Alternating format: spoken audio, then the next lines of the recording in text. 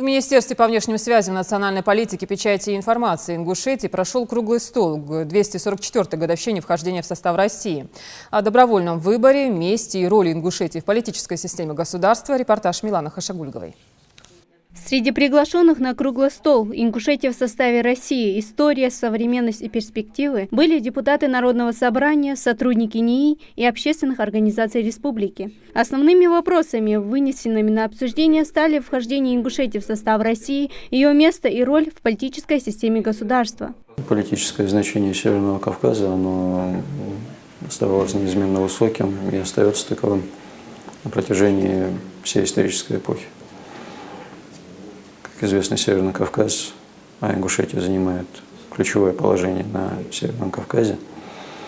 Он играет ключевую роль в мировой геополитике. В период с 17 до 19 марта 1770 года вблизи селения Ангушт на обширной поляне с названием Бартабосе 24 представителя ингушских тейпов подписали договор о принятии российского подданства. И после они не раз доказали свою верность России, участвуя в войнах в Крымской, русско-турецкой, русско-японской, Первой мировой, Великой Отечественной, проявляя героизм и стойкость. Этот договор был важен для ингушей. Он позволял прежде всего получить защиту от внешних врагов, давал новый толчок